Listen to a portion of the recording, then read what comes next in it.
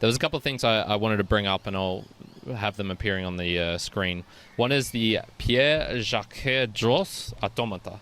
What the fuck is and that? so these were 3 doll machines that were built in 1768 to 1774. And it was by this dude who was basically a master clocksman. So him and his family, they had generations of people creating clocks. And, this was in the time where it was, people were getting these tiny little gears and the big telescopic glasses to be able to carve these things out to the minutiae and whatnot.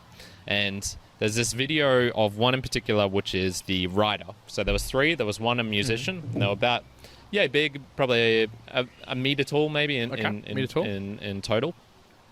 One could play a little piano that it had in front of him. So you just turn it on, and it would move its fingers. It had the facial expressions, blinking eyes, and things like that. And it would play a piano. Another one was 250 years ago. Yeah.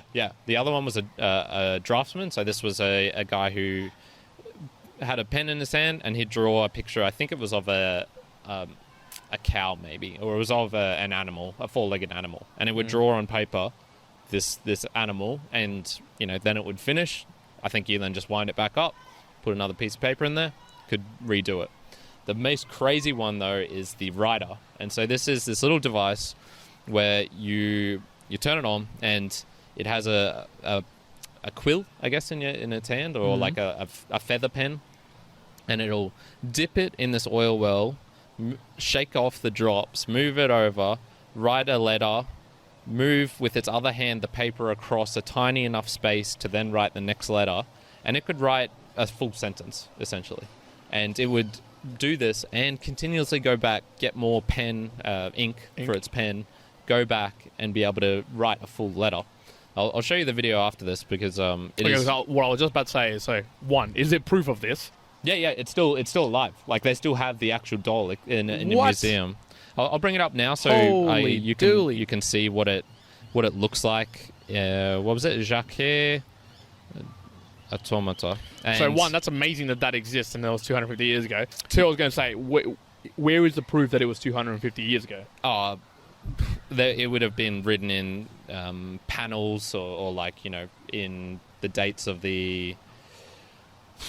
There'd be a way of dating this thing, essentially. And, try and skip forward. And one of the craziest things about this, though, is just the complexity of the movements when you're watching it, but also that it was interchangeable as well. It was essentially a computer, because when you look at the gears at the back, it essentially knew the movement of the arm to make for the letter by the shape of the cog in the back in its sort of spinal column.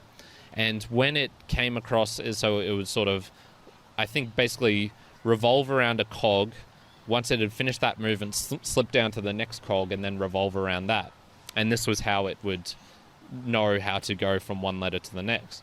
The craziest thing was you could just put in different shaped cogs into these areas, and you could have it write different things. So you could essentially create a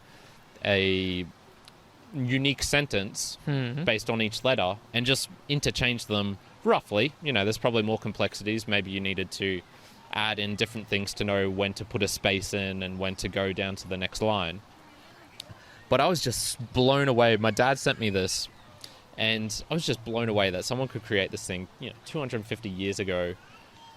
It still works, and it's essentially a computer, man. Like, it's just that's crazy. It's an unbelievable thing. And so there's an automata.